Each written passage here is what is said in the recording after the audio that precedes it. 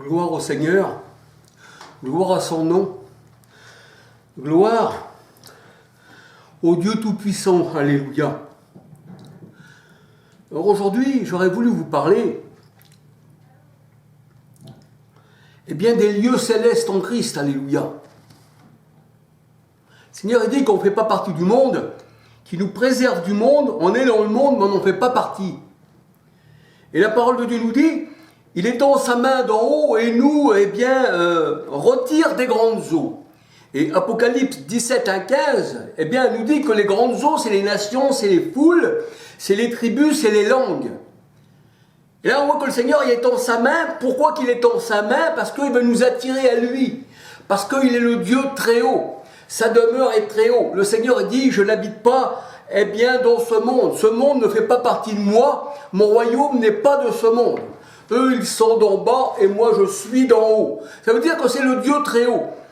Et nous voyons que le Dieu très haut, lui seul est très haut. On ne peut pas de nous-mêmes essayer de monter très haut au-dessus de Dieu, comme le faisaient, dans la parole de Dieu, tous ces gens-là qu'on voit, qui disaient, je monterai au-dessus des étoiles de Dieu, au-dessus de l'assemblée de Dieu.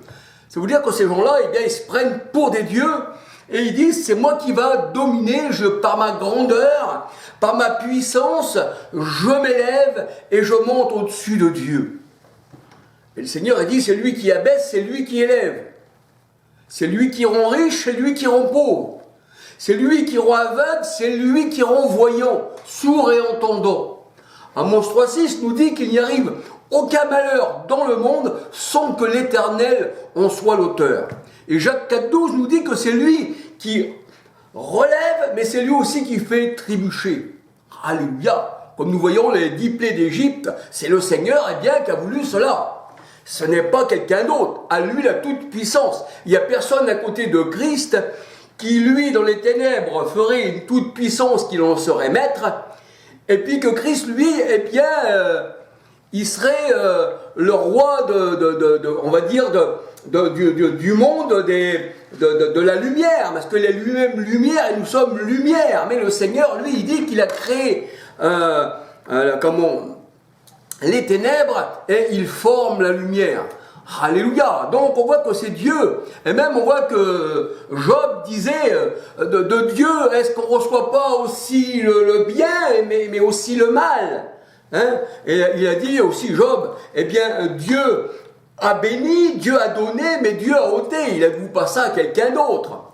Donc on dit que Dieu est tout puissant et il ne donne pas sa gloire à un autre. Je m'excuse pour ceux qui croient à des démons possesseurs, mais la parole de Dieu nous dit que c'est du cœur que sortent les adultères.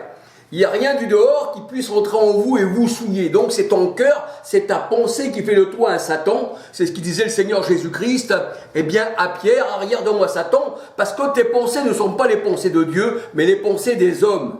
On voit ça dans Matthieu 16. Mais là, c'est pas là que je voulais m'en arrêter aujourd'hui. La parole de Dieu, là, je voulais parler, que Dieu étend sa main d'en haut et nous retire des grandes eaux. Et quand il étend sa main, c'est pour nous attirer à lui. Alors, on va se laisser guider par la parole de Dieu. Alléluia, pas par la parole de Charles. Vous savez, moi, je partage avec vous. Voilà, je n'ai jamais dit, je détiens la vérité, je connais tout de Dieu, je sais tout de Dieu. Non, le Seigneur, donne-nous notre pain de tous les jours, Seigneur. Tous les jours, on a à apprendre de toi. Tu te relèves en nous, tu te relèves à tes enfants, tu te révèles à tes enfants, pardon. Alléluia. Alors, il étend sa main d'en haut, la parole de Dieu nous dit, 2 Samuel 22, 17 à 18, et nous retire des grandes eaux. La parole de Dieu dit que l'Éternel étendit sa main d'en haut. Il me tirera des grandes eaux, c'est-à-dire il me retirera des foules, des nations et des langues. C'est-à-dire qu'il nous, préserve de nos adversaires. C'est ce que dit la parole de Dieu. 2 Samuel 22, 17, 18. Il nous préserve de l'adversaire, c'est-à-dire de Satan, de notre ennemi, de l'homme qui est Satan, qui est l'adversaire de Dieu, parce que le mot Satan veut dire adversaire, comme le mot diable d'ailleurs. Apocalypse 17, 1, 15. Les eaux que tu vois, ce sont des foules des nations sur laquelle la grande prostituée est assise. Apocalypse 17, verset 1-15. Ésaïe 43, verset 2. Jérémie 30, verset 11. Là, je vous donne des versets que vous puissiez regarder, ça ne vient pas de ma bouche, mais que ça vient de la parole de Dieu. L'Éternel nous préserve des grandes eaux, l'Éternel nous préserve de nos ennemis. Alléluia, il dit même les grandes eaux ne passeront pas sur ta tête, c'est-à-dire l'ennemi ne passera pas sur toi. Dans Ésaïe 43, verset 2, il me semble, ou Ésaïe 44. Alors l'Éternel nous en préserve. Psaume 18, verset 16 à 20, et Psaume 144, verset 7-8. Parce que les grandes eaux, ce sont des ennemis. C'est pour ça que le peuple hébreu a passé à travers de la mer, à travers des grandes eaux, sans être mouillé. Parce que la mer s'avait séparé et elle a laissé le peuple. La mer, ça représente le grand abîme, dans Ésaïe 51, verset 10, qui représente eh bien, le monde. Alors, le Seigneur a étendu sa main d'en haut. Il nous attire à lui. Mais il nous attire à lui où? Eh bien, où Dieu demeure. La Bible elle dit que Dieu est appelé le Très-Haut. Et sa demeure est au ciel. Le trône, le ciel est son trône. Alors, il étend sa main d'en haut et il nous attire à lui dans les hauteurs, où lui-même se trouve. Et la parole de Dieu nous dit que les adversaires, eux, c'est-à-dire ceux qui, les grandes eaux qui symbolisent les nations, eux ne peuvent pas aller dans les hauteurs. Les nations, eux, ne peuvent pas aller dans les hauteurs. Les païens, les religions ne peuvent pas aller dans les hauteurs. Mais Dieu étend sa main d'en haut et nous fait monter dans les hauteurs avec lui parce que le Dieu très haut, il habite dans les lieux élevés. Mais les adversaires ne peuvent pas aller où Christ, eh bien, il est. Seuls ses enfants peuvent aller avec lui. Alléluia. On va dire même que ses adversaires sont rabaissés. Ils sont jetés à terre dans la poussière. Jean 8, versets 14, 21, 22, 23.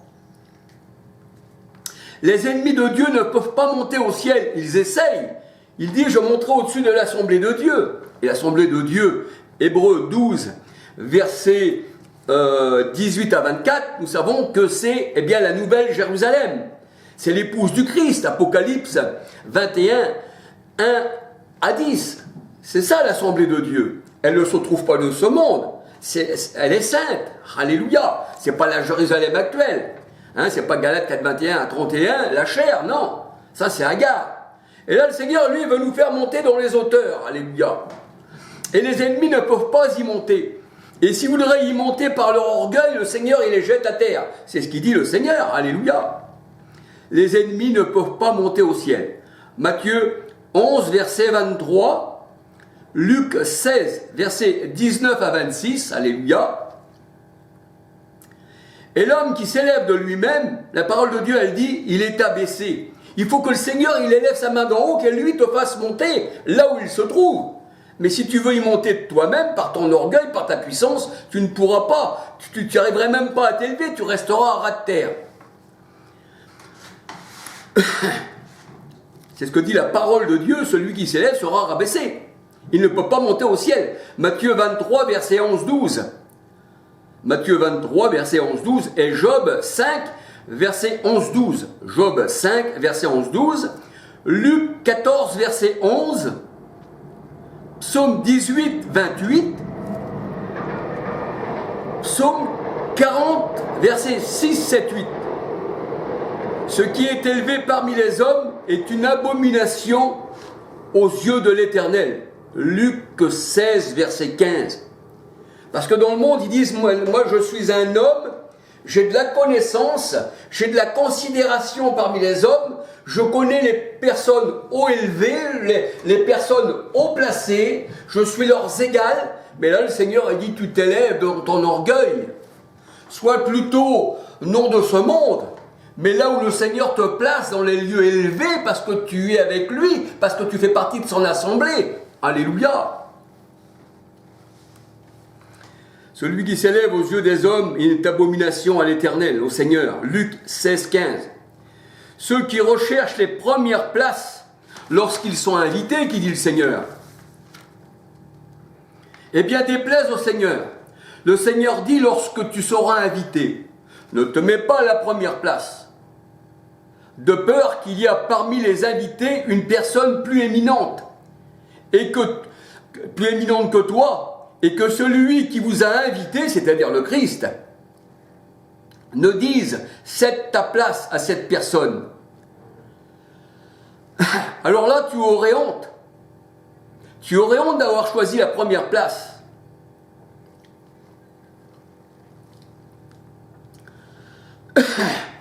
Et là, le Seigneur a dit, cède ta place et laisse cette place, la première que tu as prise, à cette personne.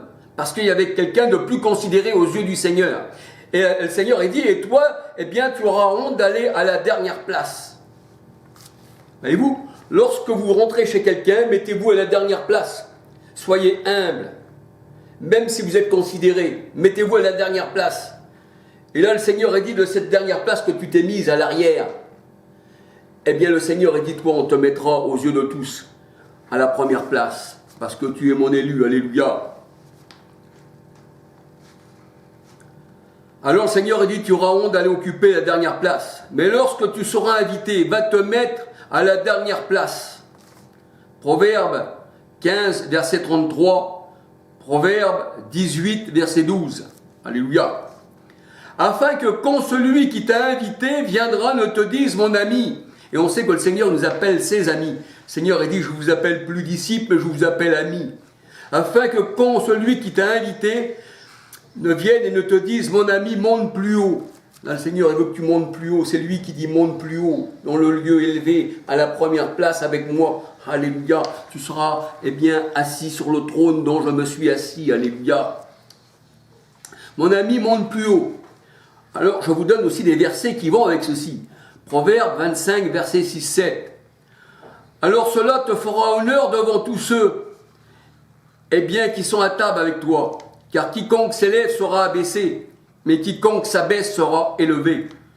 Luc 14, verset 7 à 11. Si tu fais ceci, si tu fais ceci, si tu te mets à la dernière place, si tu t'abaisses, si tu es humble, eh bien, tu seras l'homme qui sera haut placé de l'Éternel. Tu seras le oint de l'Éternel. Pas l'immercier, non, parce que ça n'existe pas. On ne voit jamais dans la parole de Dieu qu'on appelle le peuple de Dieu immercier. Mais tu seras, eh bien, le oint de l'Éternel. 2 Samuel 23, 1. Comme David, alléluia. Et la parole de Dieu nous dit que dans ce monde, eh bien, de quelqu'un de haut placé surpasse les hommes de ce monde. Et au-dessus de ces hauts placés, il y a encore des hauts placés. Ça nous fait penser un peu à la franc-maçonnerie, eh bien, qui gouverne le monde, qui est au-dessus de toute chose. Vous savez, la franc-maçonnerie qu'on trouve sur le dollar américain avec l'œil franc-maçonnique, et qui dirige toutes les religions d'ailleurs. 2 Samuel 7, verset 8-9, Psaume 89, verset 21, Ésaïe 52, verset 13, Philippiens 2, 5 à 9, 1 Timothée 2, verset 2. Là, je vous parle des hommes haut placés. Alléluia. Que le Seigneur place en hauteur. Alléluia. C'est pas de nous-mêmes qu'on peut monter dans les cieux. C'est pas de nous-mêmes qu'on ouvre le ciel et qu'on puisse aller au ciel. Le ciel, bien sûr, est symbolisé par les hommes, dont Genèse 37, verset 9. En fait, la parole de Dieu nous dit que le Seigneur est le Dieu très haut. Lui seul est très haut. Ésaïe 57, verset 15. Ésaïe 57, verset 15, ou peut-être Ésaïe 57, verset 1, 5, mais je pense que c'est 15. Ésaïe 57, verset 15. Psaume 113, verset 4, 5. Dieu est le très haut, on l'appelle le très haut. Et le Seigneur, vu qu'il est très haut, et qu'il prend sa main, et qui nous enlève des grandes eaux, qui nous retire pour nous emmener à lui, eh bien le Seigneur, il dit dans sa parole, eh bien là où je suis, je veux que vous y soyez aussi. C'est-à-dire, parmi les étoiles, la lune, le soleil, qui symbolise le ciel, dont Christ est le soleil de justice. Là où je suis, vous y serez aussi. Jean 14, versets 2, 3, 4, 5, 6. Et la parole de Dieu, elle dit que le trône de l'Éternel est haut élevé. Et le trône de l'Éternel, si on regarde bien, ça représente les enfants de Dieu. J'en parle dans mes vidéos. Le trône, c'est les enfants de Dieu. Quand on dit l'Éternel, eh bien, son trône est élevé. Ça représente, le trône représente, avec l'Éternel, ça représente l'Éternel avec ses enfants. On peut voir aussi ça dans Ézéchiel. J'en ai parlé aussi dans mes vidéos. Alors, son trône est haut élevé. Ésaïe 6, verset 1. Et la parole de Dieu nous dit que le ciel est son trône. Et il est haut élevé. Et la terre son marchepied. Pourquoi? Parce que la terre, c'est ses ennemis. Il marche sur ses ennemis. Il écrase les serpents. Ésaïe 66, verset 1.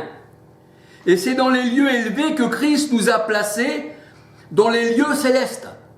Éphésiens 2, 6. La parole de Dieu nous dit, on a été placés dans les lieux célestes en Christ. Éphésiens 2, 6. Éphésiens 1, verset 3. La Bible dit, il a emmené des captifs avec lui, et ces captifs qui étaient captifs sur la terre, dont nous étions captifs du péché et de la mort, le Seigneur il nous a délivrés, et étant captifs, il nous a fait monter en haut. Il a emmené les captifs avec lui. Alléluia. Éphésiens 4, 8. Zacharie 9, verset 1 ou 11, je ne m'en souviens plus. Zacharie 9, verset 11. Ésaïe 42, verset 7. Et Ésaïe 61, verset 1. Donc les captifs, ces élus, qui étaient prisonniers de ce monde, du péché, de la corruption, le Seigneur est venu, il a étendu sa main d'en haut, et il nous a retiré des grandes eaux qui symbolisent le monde. Apocalypse 17, 1, 15.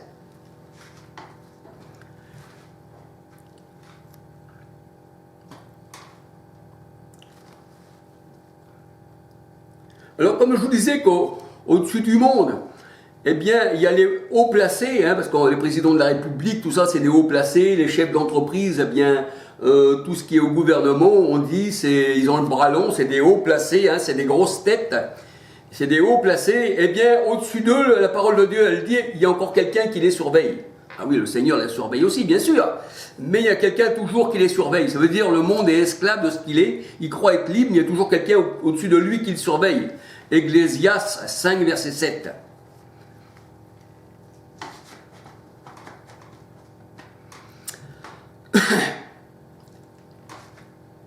Et ces gens-là, eux, ils veulent être au-dessus de Dieu. Voyez-vous? Ils s'élèvent eux-mêmes. Je monterai au-dessus de l'assemblée. Et je suis Dieu. C'est ce qu'ils disent, les hommes. Ils se prennent pour Dieu. C'est-à-dire, ils veulent s'élever eux-mêmes. Ézéchiel 28, verset 2. Alléluia. Et Ésaïe 14, verset 12 à 17.